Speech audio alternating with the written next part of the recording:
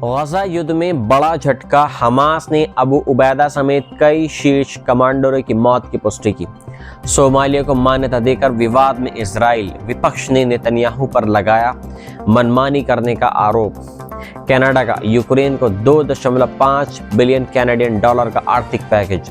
Zelensky बोले शांति की उम्मीद बढ़ी है। बांग्लादेश रोहिंग्या कैंप में आग, 25 घर राख, जानहानि की अभी तक कोई खबर नहीं, शरणार्थियों पर संकट बरकरार। मैं हूं मोहम्मद उजैर और आप देख रहे हैं उजैर की आवाज। हमास ने अपने सबसे अहम सैन्य चेहरों की मौत की पुष्टि कर दी है। वे नाम जिसे पूरी दुनिया अबू उबैदा के नाम से जानती थी, उसका असली नाम हुदैफा अब्दुल्ला अल कहलूत बताया गया है।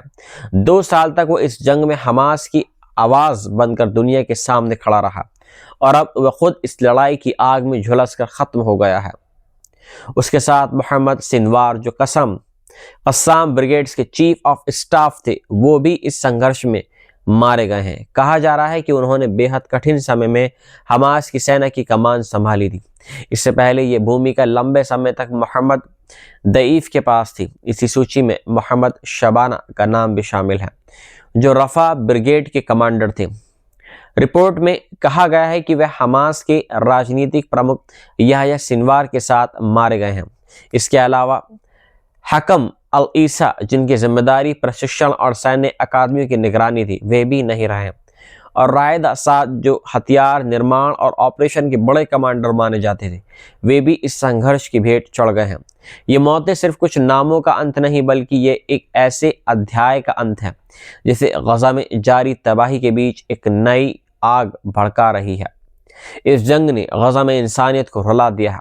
71,200 से ज्यादा फिलिस्तीनी, जिनमें अधिकतर महिलाएं और बच्चे शामिल हैं, अब तक मारे जा चुके हैं और 1,71,000 से ज्यादा लोग घायल हैं।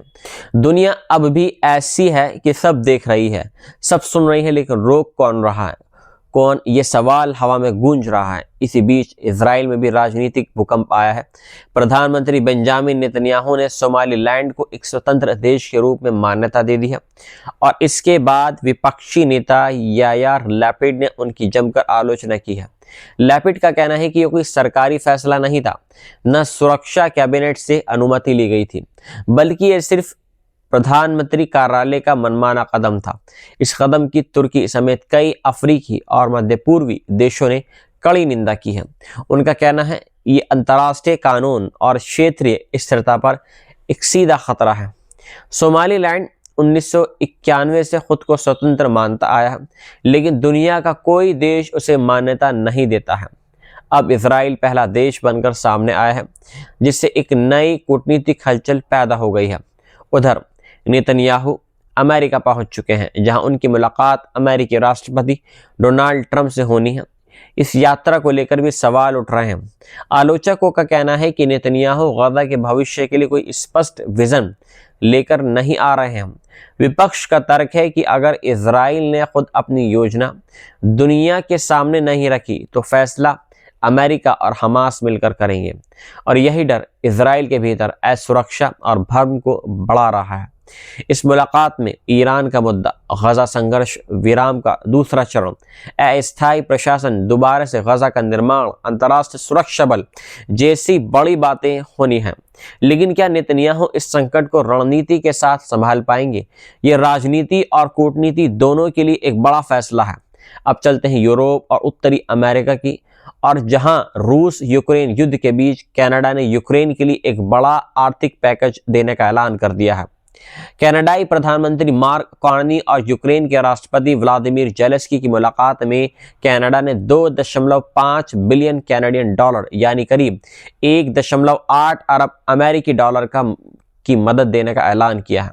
यह धनराशि यूक्रेन की अर्थव्यवस्था और लोगों के पुनर्निर्वास के लिए दी जा रही है। कार्नी का बयान बेहद महत्वपूर्ण रहा है। उन्होंने कहा है कि अब अन्यायपूर्ण और स्थायी शांति का समय बन चुका है। जेलेंस्की अब अमेरिका जाकर राष्ट्रपति ट्रंप के साथ शांति वार्ता को आगे बढ़ाएंगे। क्या रूस इस संवाद का हिस्सा बनेगा? क्या इस जंग का अंत होगा? दुनिया ये उम्मीद रोज जोड़ती है और रोज टूटती है। इस बीच यूक्रेन में सर्दी की दस्तक और बिजली संकट लोगों को सबसे कठिन दौर में धकेल रहा है। बच्चों के स्कूल, अस्पताल, घरों की गर्माहट सब रूस के मिसाइल हमलों की वजह से खतरे में है। अब इस दर्द भरी दुनिया का एक और दर्द बांग्लादेश के कॉक्स बाजार से सामने आया है, जहां रोहिंग्या शिविर में भयानक आग लगने से 20 से 25 घर जलकर राख हो गए हैं। राहत की बात यह है कि कोई जानहानि नहीं हुई है, लेकिन जहां पहले से ही मानवाधिकार संकट हो, वहां हर छोटी सी घटना भी जीवन को और नर्क बना देती है। रोहिंग्या शरणार्थी वर्षों से मायूसी के डेरे में जी रहे हैं। म्यांमार से जान बचाकर निकले इन लोगों को इंसाफ आज तक नहीं मिला। बांग्लादेश 12 लाख से ज्यादा रोहिंग्यों की मेजबानी कर रहा है, लेकिन अंतर्राष्ट्रीय समुदाय अभी भी समाधान को लेकर ठोस कदम उठाने में नाकामयाब है। अब हम लौटते हैं पश्चिम एशिया की राजनीति पर, जहां ईरान, सऊदी अरब, यूएई, कतर सब अपने अपने हित साधने में जुटे हैं और हर फैसला मध्य पूर्व में संघर्ष का नया अध्याय खोल देता है।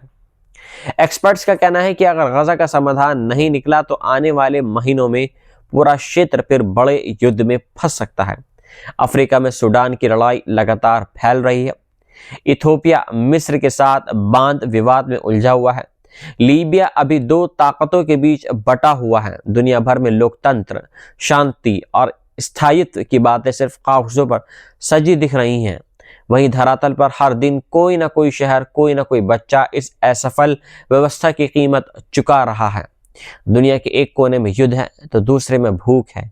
एक तरफ राजनेता वैश्विक फैसलों पर राजनीति कर रहे हैं और दूसरी तरफ आम इंसान हर सुबह इसी उम्मीद में जागता है कि शायद आज बम ना गिरे, शायद आज खबरों में उसका शहर ना हो, शायद आज उसका बच्चा जिंदा रह जाए।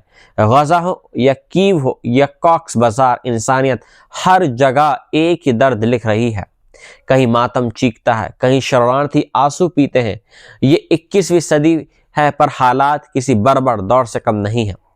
अंतर्राष्ट्रीय संस्थाएं, सुरक्षा परिषद, वैश्विक शक्तियां सब बयान देती हैं, मीटिंग करती हैं, लेकिन जमीन पर बदलाव क्यों नहीं हो रहे हैं? ये सवाल आज हर पीड़ित के दिल में चुभता हुआ तीर है। क्या दुनिया कभी यह सीख पाएगी कि यह युद्ध किसी का समाधान नहीं देता? क्या कभी ऐसा दिन आएगा जब हथियार कारखानों की जगह स्कूल बनेंगे, जब सीमाओं पर सैनिक नहीं बल्कि मुस्कुराते बच्चे होंगे? आज की दुनिया उस रास्ते पर चलती नहीं दिख रही, पर उम्मीद को अभी भी लोग थामे हुए हैं, क्योंकि उम्मीद ही अंतिम एक सहारा है। यही उम्मीद इंसान को टूटने नहीं देती। यही खबरों की एक दुनिया है जहां दुख और उम्मीद साथ साथ चलते हैं, और हम आपको हर खबर का सच बताते रहेंगे। जुड़े रहिए, आगे भी दुनिया की हर बड़ी खबर आपको इसी मंच पर मिलती रहेगी और हम ये यात्रा ऐसे ही जारी रखेंगे जब तक शांति की खबरें युद्ध की खबरों से ज्यादा ना हो जाएं। धन्यवाद। का एक और दर्द बांग्लादेश के कॉक्स बाजार से सामने आया है, जहां रोहिंग्या शिविर में भयानक आग लगने से 20 से 25 घर जलकर राख हो गए हैं। राहत की बात यह है कि कोई जानहानि नहीं हुई है, लेकिन जहां पहले से ही मानवाधिकार संकट हो, वहां हर छोटी सी घटना भी जीवन को और नर्क बना देती है। रोहिंग्या शरणार्थी वर्षों से मायूसी के डेरे में जी रहे हैं। म्यांमार से जान बचाकर निकले इन लोगों को इंसाफ आज तक नहीं मिला। बांग्लादेश 12 लाख से ज्यादा रोहिंग्यों की मेजबानी कर रहा है, लेकिन अंतर्राष्ट्रीय समुदाय अभी भी समाधान को लेकर ठोस कदम उठाने में नाकामयाब है। अब हम लौटते हैं पश्चिम एशिया की राजनीति पर, जहां ईरान, सऊदी अरब, यूएई, कतर सब अपने अपने हित साधने में जुटे हैं और हर फैसला मध्य पूर्व में संघर्ष का नया अध्याय खोल देता है। एक्सपर्ट्स का कहना है कि अगर गजा का समाधान नहीं निकला तो आने वाले महीनों में पूरा क्षेत्र फिर बड़े युद्ध में फंस सकता है। अफ्रीका में सूडान की लड़ाई लगातार फैल रही है। इथोपिया मिस्र के साथ बांध विवाद में उलझा हुआ है। लीबिया अभी दो ताकतों के बीच बटा हुआ है। दुनिया भर में लोकतंत्र, शांति और स्थायित्व की बातें सिर्फ कागजों पर सजी दिख रही हैं। वहीं धरातल पर हर दिन कोई ना कोई शहर, कोई ना कोई बच्चा इस असफल व्यवस्था की कीमत चुका रहा है। दुनिया के एक कोने में युद्ध है तो दूसरे में भूख है। एक तरफ राजनेता वैश्विक फैसलों पर राजनीति कर रहे हैं और दूसरी तरफ आम इंसान हर सुबह इसी उम्मीद में जागता है कि शायद आज बम ना गिरे, शायद आज खबरों में उसका शहर ना हो, शायद आज उसका बच्चा जिंदा रह जाए। गजा हो या कीव हो या कॉक्स बाजार, इंसानियत हर जगह एक ही दर्द लिख रही है। कहीं मातम चीखता है, कहीं शरणार्थी आंसू पीते हैं। ये 21वीं सदी है, पर हालात किसी बर्बर दौर से कम नहीं है। अंतर्राष्ट्रीय संस्थाएं, सुरक्षा परिषद, वैश्विक शक्तियां सब बयान देती हैं, मीटिंग करती हैं, लेकिन जमीन पर बदलाव क्यों नहीं हो रहे हैं? ये सवाल आज हर पीड़ित के दिल में चुभता हुआ तीर है। क्या दुनिया कभी यह सीख पाएगी कि यह युद्ध किसी का समाधान नहीं देता? क्या कभी ऐसा दिन आएगा जब हथियार कारखानों की जगह स्कूल बनेंगे, जब सीमाओं पर सैनिक नहीं बल्कि मुस्कुराते बच्चे होंगे? आज की दुनिया उस रास्ते पर चलती नहीं दिख रही, पर उम्मीद को अभी भी लोग थामे हुए हैं, क्योंकि उम्मीद ही अंतिम एक सहारा है। यही उम्मीद इंसान को टूटने नहीं देती। यही खबरों की एक दुनिया है जहां तुक और उम्मीद साथ साथ चलते हैं, और हम आपको हर खबर का सच बताते रहेंगे। जुड़े रहिए, आगे भी दुनिया की हर बड़ी खबर आपको इसी मंच पर मिलती रहेगी, और हम ये यात्रा ऐसे ही जारी रखेंगे जब तक शांति की खबरें युद्ध की खबरों से ज्यादा ना हो जाए। धन्यवाद।